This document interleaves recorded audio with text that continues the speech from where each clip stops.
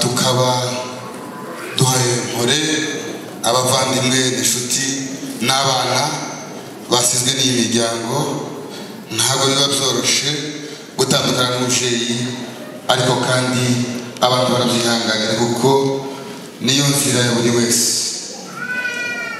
Tugiye kubagezaho umwirondoro wa Majoro Eliyazari Muhoza Rutegeranya. Ise yitwaga Rutegeranya Rusaza, mama we yitwa Rebeka Mutekerezo aracahari. Yavutse ku munsi umwe ukwezi kwa kabiri mu 1971 ku Munyi mu Minembwe. Yashakanye na Munezero Nyandegeya mu 1991 mu Marunde mu rusengero rwa TMC Park. Babyaranye abana batatu, abakobwa babiri n'umuhungu umwe. Nyuma yaje gushaka umugore wa kabiri mu 2007 witwa Neema Tibakanya. Babyaranye abana batandatu, abakobwa batatu n'abahungu batatu. Abamukamokaho bose ni 12, abana 9, abuzukuru batatu. Asize ashingiye abana babiri muri abo 9. Amashuri yize yarangije imyaka 6 ibanza, cyangwa se amashuri 6 abanza. Yiga amashuri 4 yisumbuye, ahita aja mu gisirikare. Imibereho ye ya Gikristo, yakuriye mu itorero rya TMC Park anaribatirizwamo. Yabaye umuririmbyi muri iryo torero rya TMC Park, ndetse yavuzaga n'ingoma mu rusengero.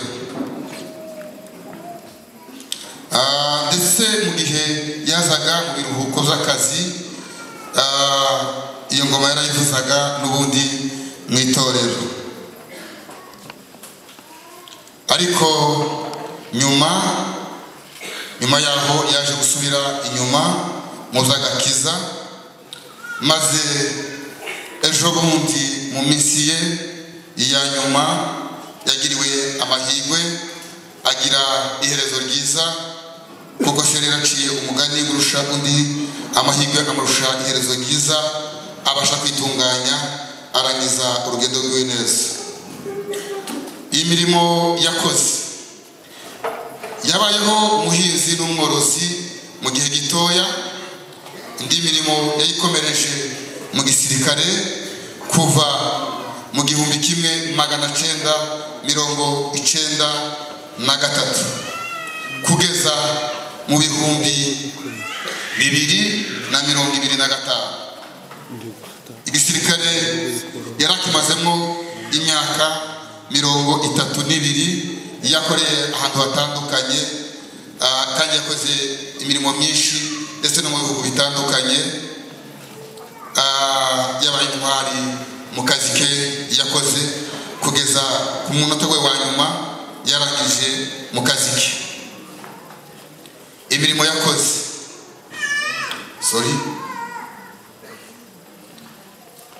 ibimuranga,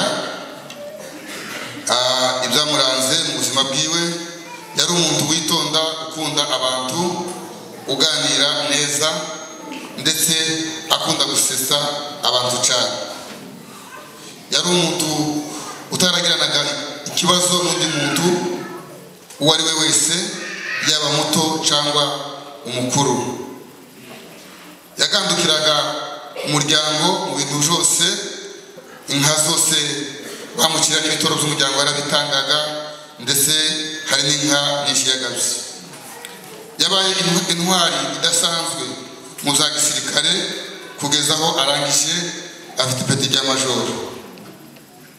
Ko yarangije yarwaye mu gihe gito indwara itunguranye, ahita yitaba Imana. Yarangije ku minsi 16 y'ukwezi kwa kabiri 2025 arangije afite imyaka 54. Tumwifurije iruhuko ridashira n'umuzuko wabe. Katubasabe muhaguruke tubashe kumwibuka umunota umwe.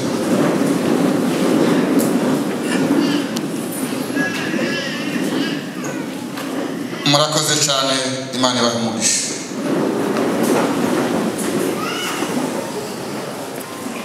Twumve umuryango we wa bugufi nanone yambuke n'ubanguka bana n'amasaha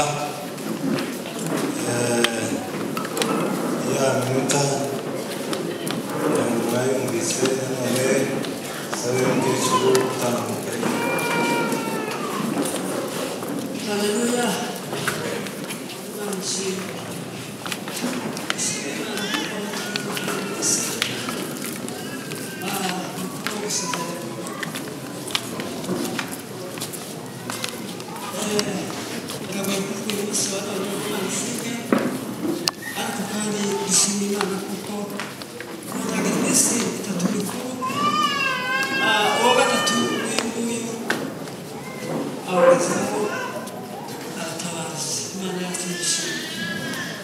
Twabasha kubana igihe kirekire, twabanye iminsi mikeya bitewe n'akazi yakoragamo kuko mubasha kubyumva akongera agasubira mu kazi, ariko n'ukuri yari twara umuryango yawukoreye neza, natwe yatugiriye neza.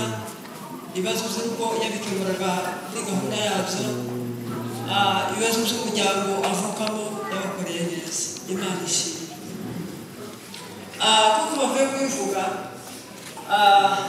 yari yarasubiriye kubw'impamvu zo kubura abana, ariko kandi ikintu cyanejeje numva nishimye muri iyi minsi yari hano. Abenshi ntibamubonye ariko abandi nabizi kuko yari yarahageze. Umwete wo gukorera igihugu arongera avuga kuko atabasha kwicara, nanone asubiye mu kazi kiwe yakoraga. Agezeyo ararwara, ntitwamenye amakuru ye, twamenye vuba vuba ko yarwaye, turongera twumva ko yarangiye. Mu by'ukuri adusigiye impinja, ikintu kibaje kuko twebwe twese umuryango we tutari kumwe, bamwe bari muri Kongo. Imana ishimwe.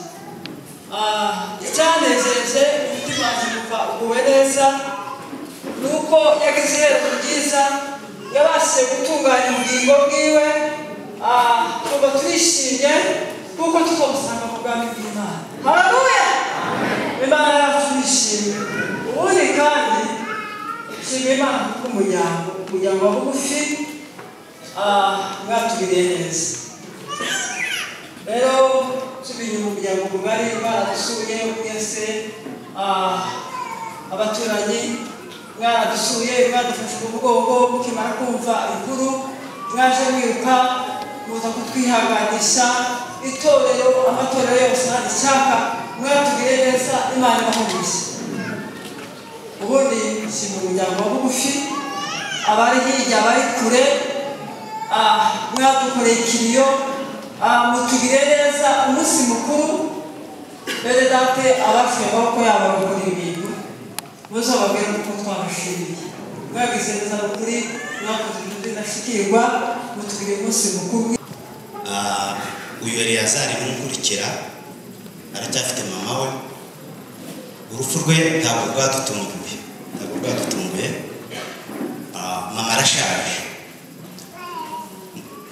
Uyu yarantefanye mbere ko Eleyazari yasubiye mu gisirikare. Mbibwira mama, nta kintu yavuze, yaracecetse.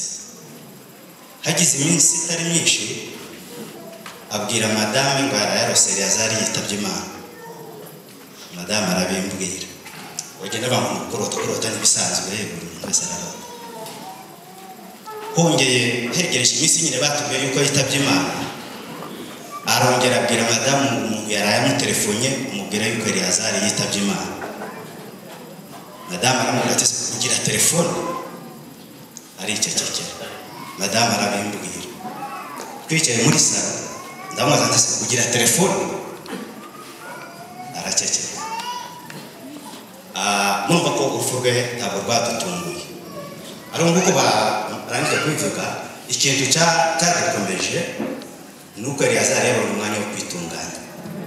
Ni nacyo cyakomeje mama we, kuko Eleyazari yakoreye mu marejo menshi atandukanye ya Kongo. Aba yaraguye kure wenda tunamenye niyo yaguye, ariko ikindi kintu cyatunejeje nuko yaguye hafi kuri Goma muri Nora hariya Rumangabo. Twagerageje kuvuga ko kugira ngo bamushingure kuri Goma tuzagende ntibyakunda, gerageza kubisabisha kugira ngo nanone tumusange Rumangabo bamushingure duhari ntibyakunda. Ariko kubera yuko nanone yashinguwe n'abasirikare, yitabye Imana ari mu gisirikare, ibyo nabyo byanteye gukomera kubera yuko ubuzima bwe ni gisirikare. Iyo aza kwitaba Imana hano nabwo byari kuba bibi cyane, ariko njye nanejejwe yuko yitabye Imana ari hariya agashingurwa gisirikare, kuko yakoreye igihugu cyane. Nibwo buzima bwe yakoreye igihugu cy'u Rwanda, anakorera n'igihugu cya Kongo. 1994 nibwo nageze mu Rwanda, yarangiye ngeze Ndera, sanga escortinga minisitiri w'ubutabera yitwaga Marifonse ari kubita.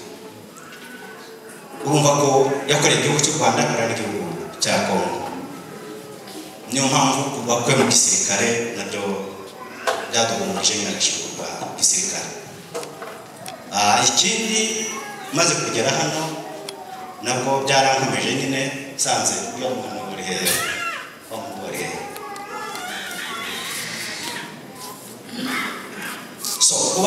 kuba Eleyazari yarabonye Imana yaramuhaye amahirwe akitaba Imana akabona umwanya wo kwitunganya, byaraduhumurije kuko mbabwiye. Ariko kandi ntabwo Eleyazari yapfuye, nasebuse hariya ku wa mbere nsanga Eleyazari aracyahari. Rero twese dukomere twihangane tureke kugira Imana muri urugo ridashira.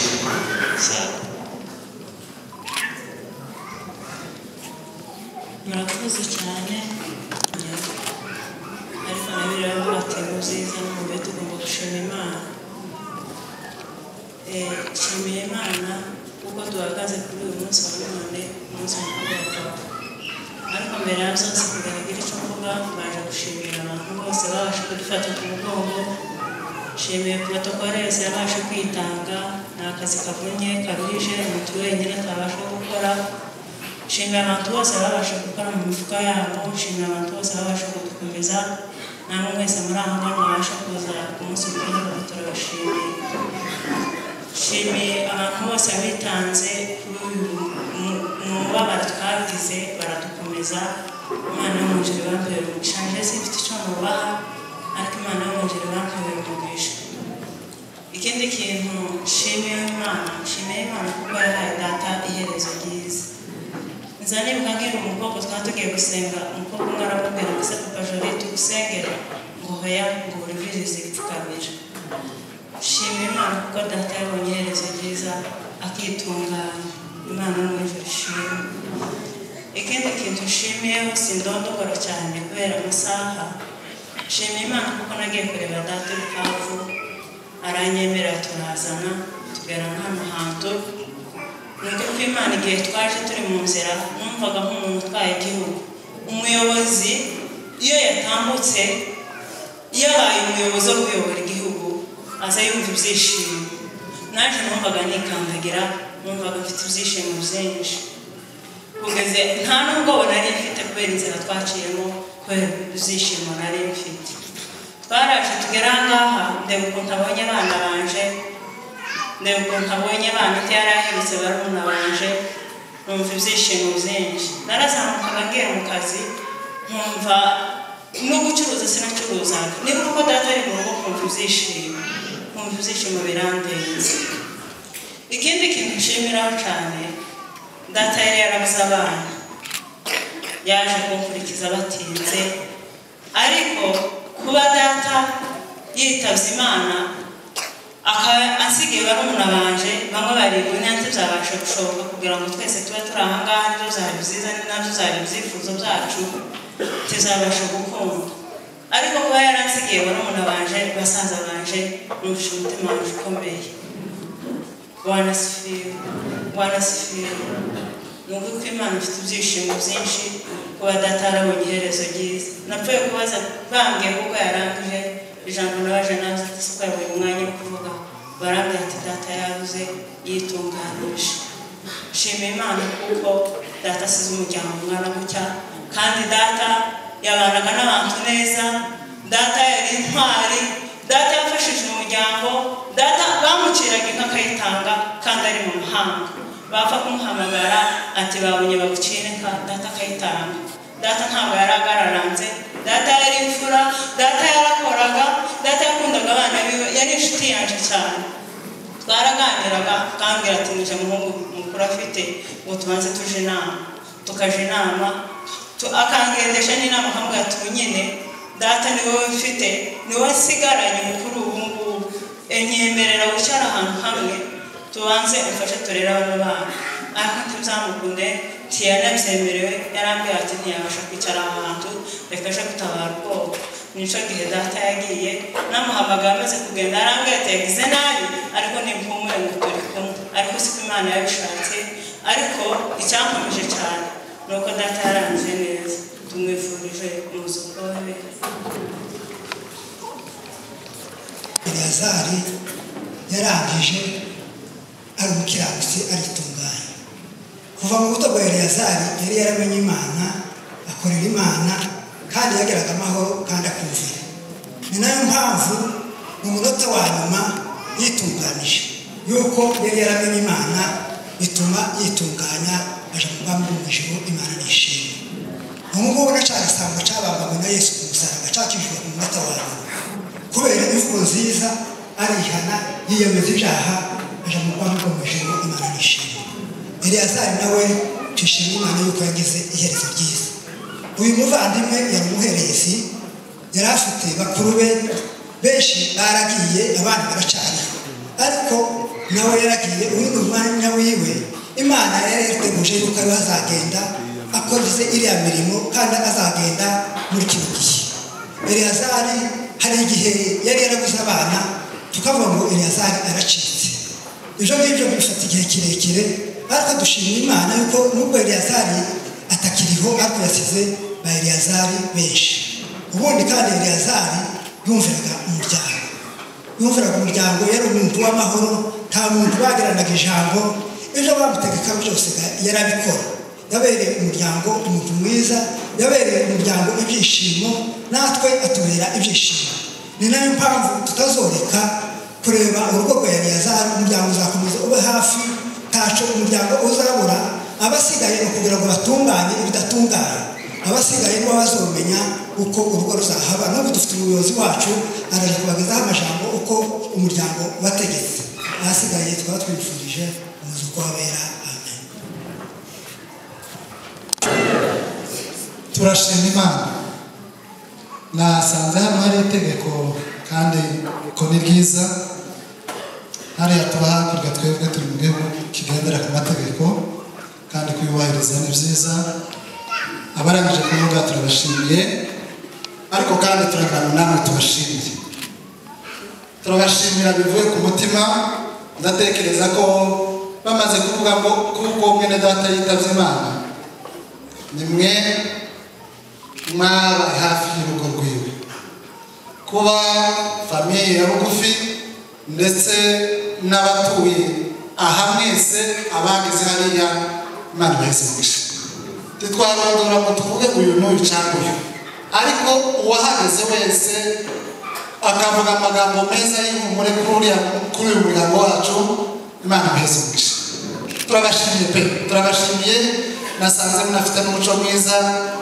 wo gutabarana wo gufatana mu mugongo n'umuco mwiza rero turabashimiye cyane Imana ibahezemugisha ndashimira abavandimwe bavuye Kenya natwe twavuye mu Rwanda ndetse hari n'abavuye hano Mbarara birashoboka kuko n'uvuga ngasiga hamwe ariko abaje mwese Imana ibahezemugisha mwagize neza gutabara n'umuco mwiza umuco w'abakirisitu mwagize neza rero ntakomeje gusubiramo cyane umuntu wese turamushimiye pe nabonye hano hari n'ikintu cy'icokere kidasanzwe ariko mwacihanganiye mwaje kudufata mu mugongo muratuje muratekereje Imana ibaheze umugisha sinzi niba nahoze nibaza ngo se bazabwira ngo mwubake amazu atagira amadirisha ariko reka wenda turaza kubibaza nyuma ndabona ino nzu yari ikwiriye amadirisha menshi ariko ntayifite ariko ntacyo mwazihanganiye mwabize neza Imana ibaheze umugisha rero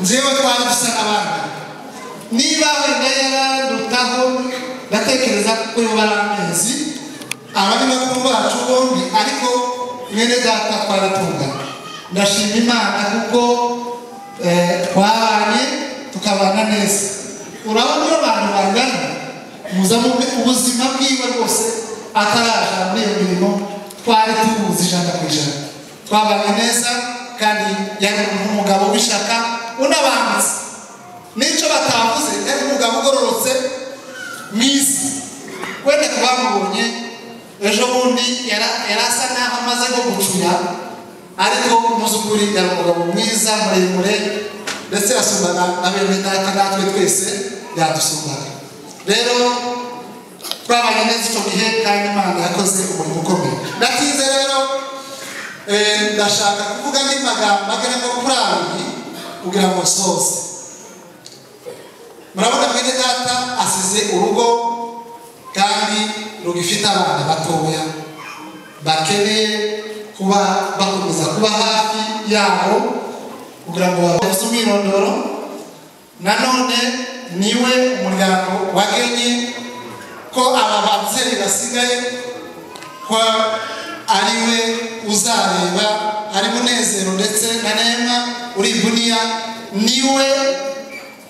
niwe bazahamagara ikibazo runaka cy'urugo murabizi twese ndagira ngo turazifite kandi ibyifuzo ni byinshi ariko abaza ubwo bazatura ibibazo nubwo hari n'abandi ariko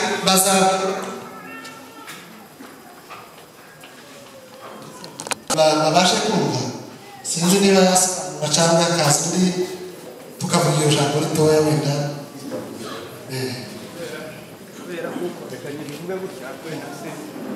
kubera kuko Neema avuka mu muryango w'abagabo ntabwo twavuga ibintu bya batumva njye niyo mpamvu nabisaba kugira ngo wenda chairman tipe hariho abori hariho boki bakumva nabo n'umushiki wabo urakoze nabo acha tuwaombe ajeri abori aboki mpite mbele na nyinyi mko familia ya ndugu mwenye metuacha mnaweza mkapita mbele bari kuhagurutsa ariko ndagira umwanya wabo baraza kuvuga ariko byibura bumva ijambo tugiye kuvuga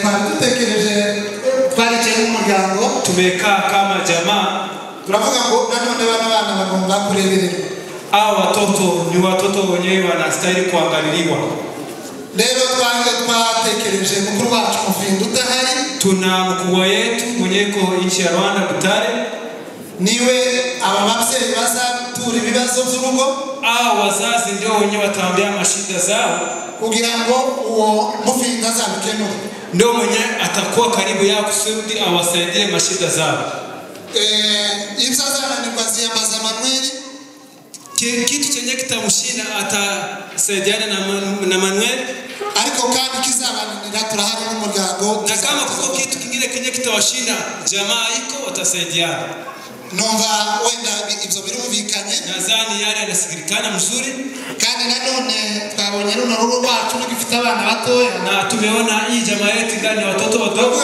reka nanone tugende byibura ingazo kushikikira no mu tukasema hata tutafute kitu kidogo ambacho kinaweza kumarisha watoto dutekereza yuko twabona ingazo 6 zo kubashikire biko na ng'ombe 6 ambazo zitakumarisha hao watoto.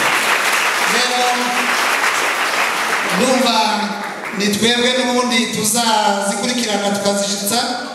Zile ng'ombe ndio zenye tutazifuatilia kusudi sifike kwa mama. Rero kugira ngo tunasoze duheza abantu umwanya kwa kumaliza kusudi tupatie nafasi wengine. Turabashimiye, tunawashukuru cyane kandi cyane twabivuze na tunashukuru tena sana na tumelisema. Rero twifurije mwene data iruhuko ridashira. Tunamtakia pumziko njema. Murakoze cyane. Wa manonekera bashitsa acha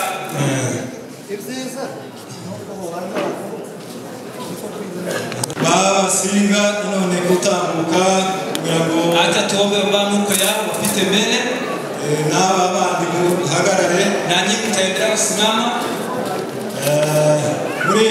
muri mtavumilia mtaendelea kuvumilia.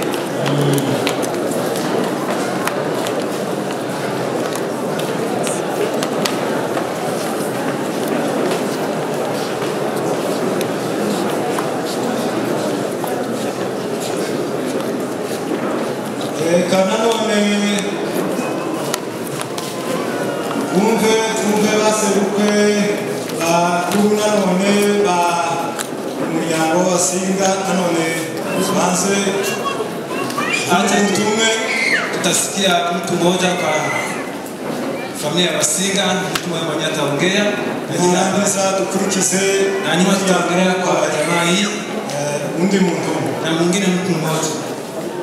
Cyane haleluya. Haleluya. Mbere ya byose turabanza gushimira Imana kuko yote tunashukuru Mungu kwa kuwa Mungu ameendelea kutuchunga. Tukaba tugejeje kuri no munsi tunafika kwa siku ya leo tuko ngali hai.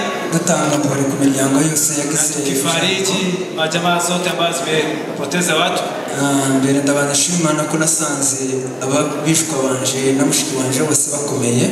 Nashukuru sana kwa sababu nilikutana kwa wangu na dada yangu wiko wazima nao. Kandi ndashimira umuryango wabaramubanje kuko bateguye umunsi kugira ngo tubashe kuwisangamo. Na nashukuru kwa jamaa Bofre wangu wameandaa siku kusudi na sisi tuonekane ndani. Urantindirureke. Kabashimira Imana kuko bateguye uyu munsi mukuru wa Eliazari kugira ngo tubashe kuwukoreramo natwe tubemo ku muryango wa Sebukwe. Iyo mutaje gukora uyu munsi ntabwo twari kubamo. Rero tukaba dushimira Imana kuko mwateguye uyu munsi. Bari kugera saa 10 z'umugoroba batubikira data wacu Mzee Lazaro barabona nawe ko yarangije. Ukuvuga ngo twabuze abantu babiri umunsi umwe. Umukwe na Sebukwe bafite umunsi umwe. Rero mwebwe mwese abaraha ndavuze ngo Paul mwihangana kandi n'umuryango wose wihangana. Shimira mushiki wanje Nyandege yayihanganye iminsi myinshi kubera kuko atabanye n'umugabo we, kubera kuko umugabo yabaga mu kazi yari intwari muri ubwo buryo. Ntabwo yigeze aba deserteur nk'abandi basirikare nigeze mvumvamo, ariko we yabaye intwari arakomeza arihangana. Imana imugirira neza aza kubona abandi bana. Urabona uburyo abana biwe barutana. Rero kuko wabashe kwihangana kuba ku rugo rwawe kugeza kuri uno munsi, Imana yamujije guhereza umugisha. Ikindi kandi ndashimira umuryango wa Musinga utuye hano Icaka, wabaye bugufi bwa mushiki wacu, mukamuhumuriza mukamwihanganisha mwebwe mwese. Abavandimwe bacu, hari abakobwa bacu, hari abakwe bacu, hari bakuru bacu, umuryango wose wa Musinga utuye hano Icaka, kuba mwari mubaye hafi mukamusura, Imana yamujije batera umugisha. Soza ndashimira Mutamuriza, intwari zibyara n'intwari. Mutamuriza ndatekereza kuko mu bakobwa b'abanyabyinshi bahari, mu ntwari z'abakobwa b'abanyabyinshi bahari abarimo, kandi we ntari mu bakabiri ari mu bambere. Icyakora tigikora abandi bakobwa bose b'abanyabyinshi, tigikora abandi bakobwa bose b'indi miryango. Ni intwari kuko yabyawe n'intwari. Mutamuriza Imana yamujije guhereza umugisha.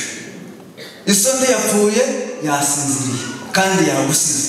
Nubwo bavuze ngo base wanyu nibo basigaye babareba, cyane cyane icyo mureba ni Imana, kuko nimubwira se wanyu bazobwira Imana. Imana ni ishobora byose, Imana nibafashe muri byose. Uyu mwana yakoze ubutwari sinareka kumushimira.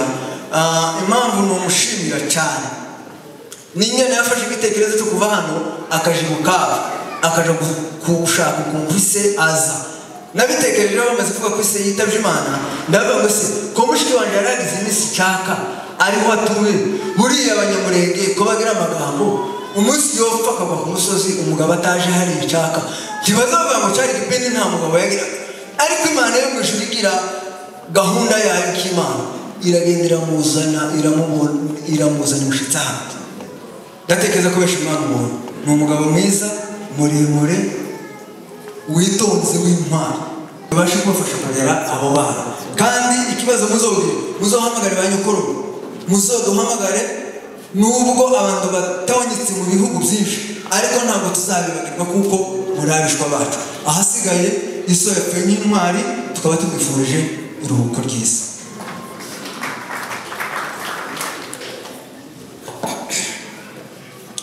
Bwana asifiwe. Haleluya. Nawaza ni jambo la muhimu wakati tunapokutana hivyo, hata kama kuna uchungu, lakini tunafarijika kwa sababu sote ni wana wa Mungu.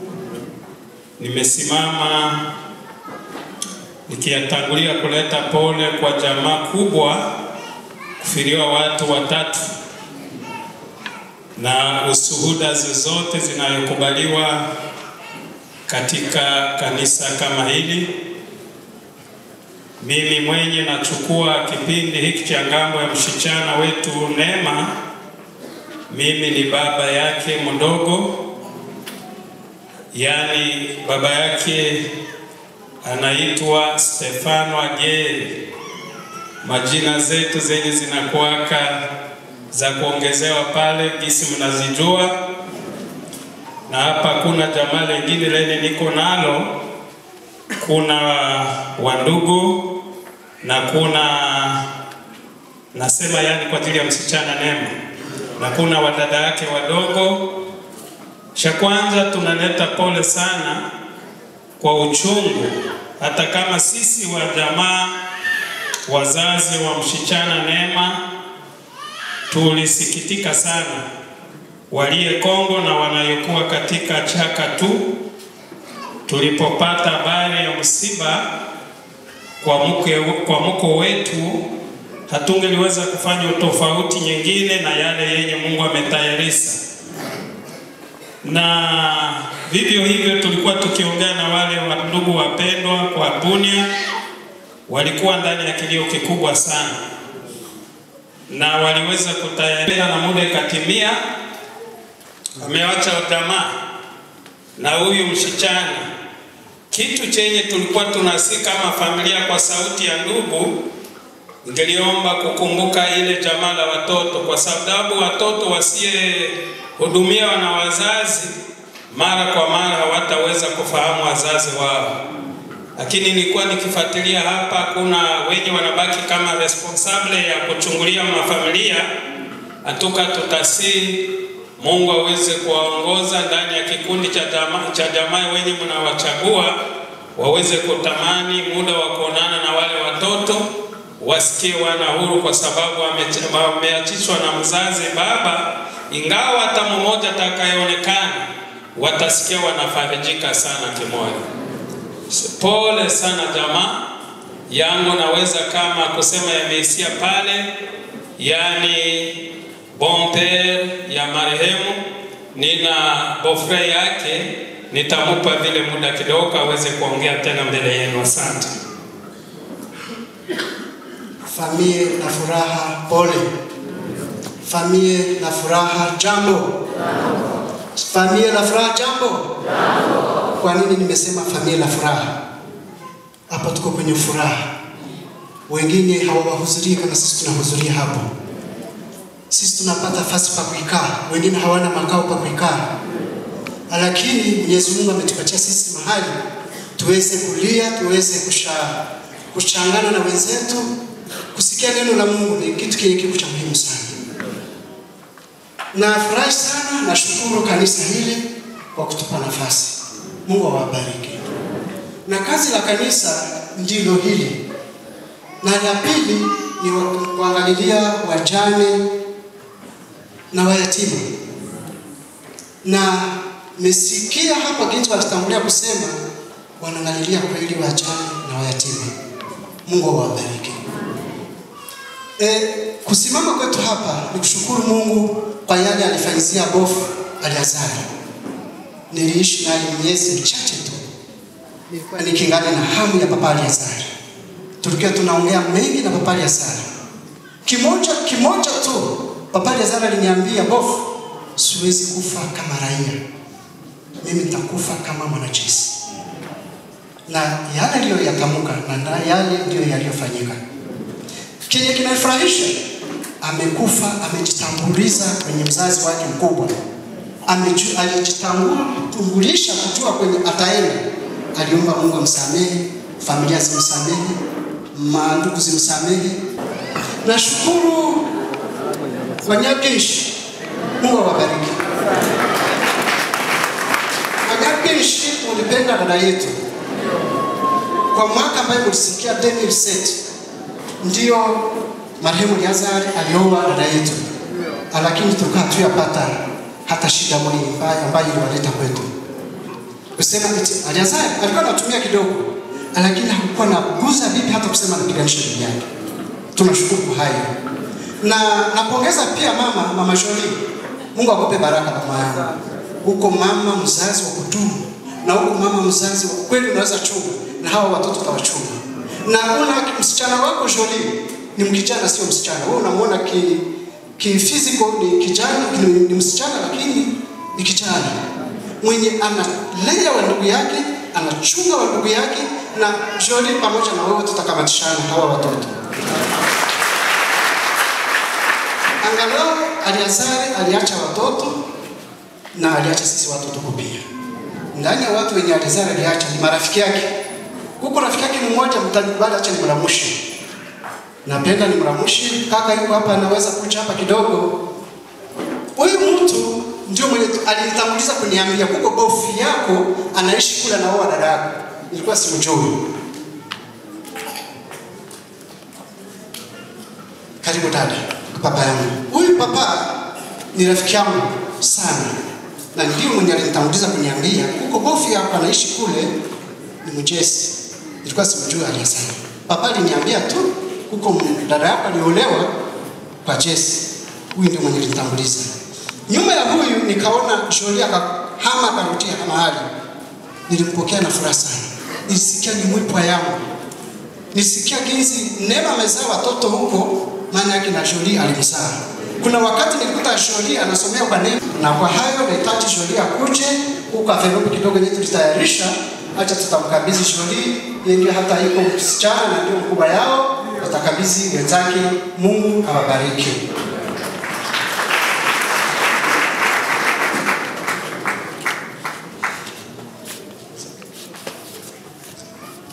Bwana sifiwe tena. Natwe dufashe umwanya nyine wo kuza gusezera umusaza Aliazari, kandi njewe twarabanye cyane imyaka myinshi cyane.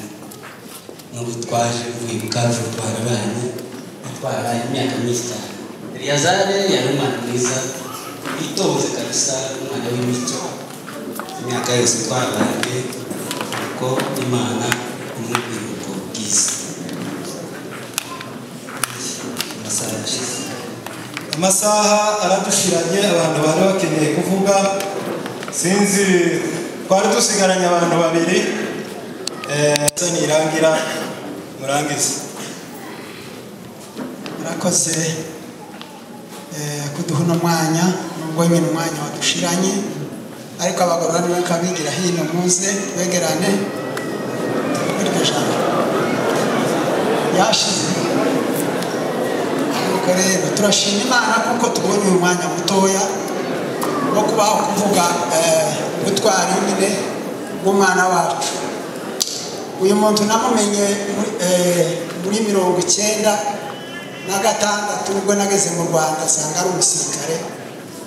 Nabo tuyavutse ni umwishwa wanje, ariko twaba mu bihugu bitandukanye, ntabwo nari muzi.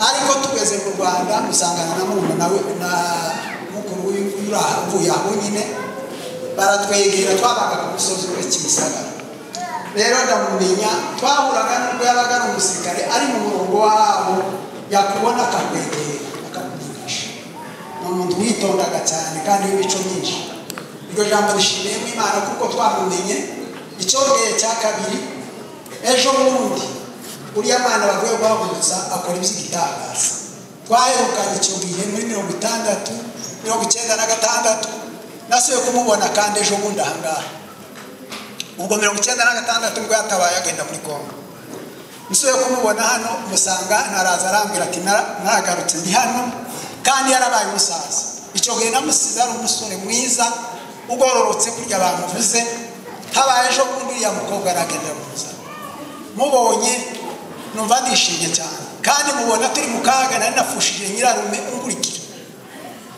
iryo jambo rishimiye mu Imana kuko yadushoboye kuduhuza habaye ejo bundi ijambo rya gatatu duhura n'umudamu wiwe arambwira ngo mwishwa wawe yasubiye mu gisirikare ndamubwira ngo reka gende irakwiriye ejo bundi bavuze ngo yarapfuye nariko nikanga kavuga ngo ese uriya mwana atazabona nanje narishikike kuko aje gupfa ariko Imana ya izigira ibyaha Imana yimbazwa rero iyo Mana kuko yari intwari agakomeza ubutwari bwe kuva ari umwana akabarangije ari umusirikare ni byiza kandi nta nizamishikike kuba n'ubu ni integeke nanje bararagiye kandi ukuri kw'Imana ndabyumva neza ndatuba mu buzima bwanje araho ariko rero shima Imana kuko uriya mwana bayitwara akadushikiriza kuko uriya muntu agasakaza tukamubona kuba umuntu apfuye iyo umuntu apfuye agafuta munsi tuzi umumenya kandi uzi umukuru ariko kuba tusubiye kumupfa twamubonye tubishimiye mu Imana icya kabiri cyambabaje ni uko apfuye mama twishimiye kubabona none mugeze hano uyu munsi twaba tuje kubaheza nubwo duhuye n'ibibazo ariko turi kumwe n'abana bacu turacyabakunda turacyabatekereza Imana ishobora kubayobora kandi muzarumva urugo yasize twumva yasize imigambo myinshi Imana iraheza myinshi rero kuri ubwo iyi baduhaye kugira ngo tubashikirize urakoze hariho umuntu waturutse kure iriya nyakwigendera yarangirije uwo muntu ntitworeka kandi ngo afite mesaje ntoya cyane twabanye na Eliyazari igihe gito ariko gikomeye Eliyazari hari abantu yaturereye umukuru wacu Shandaraka yarapfuye amusigirika arazirengera igihe cyo kuzipfira noneho aje mu gisirikare ariwe azisiga mu maboko rero ntabwo nubura umwanya wo kuvuga twazanye inka zibiri zo gufasha umuryango mfite n'inka yaje nzayitanga muri kino cyumweru hari inka rwa Shandaraka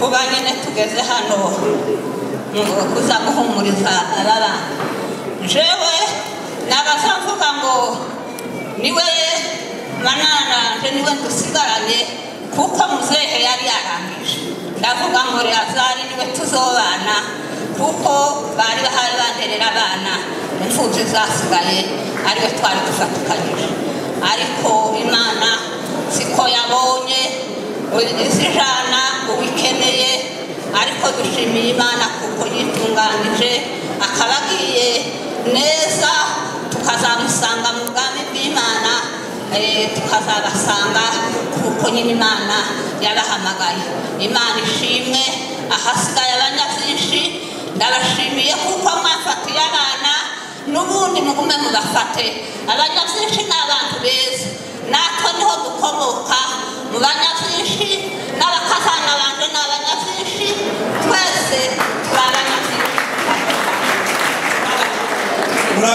murakoze turarangije bose nubwo amasaha yabaye make ariko mwihangane dushimiye abanyamuhana batubaye hafi mu izina ry'umuryango mukaba mwaradutabaye tumara kumva amakuru ko twatakaje ababyeyi bwatwihanganisha turabashimiye rwose dushimira n'ubuyobozi bwacu bwatubaye hafi kugeza kuri uno musozo w'uyu munsi. Mwarakoze cyane. Hasigaye jambo turihaye abayobozi bacu ituwarite. Murakoze.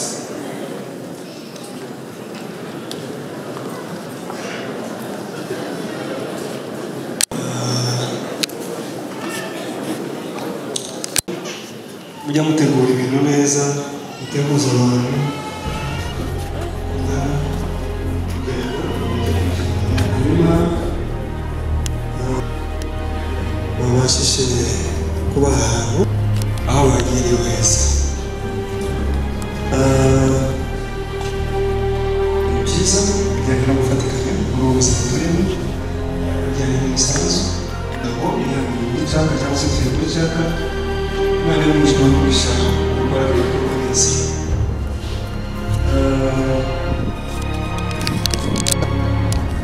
Imana y'umwijima n'umugisha cyane cyane ndashimira abayobozi b'itorero rya Mayoti. Imana ibaha umugisha cyane, mu cyicaro baramuduha. Imana niyo habaye hagutse kugira ngo tubashe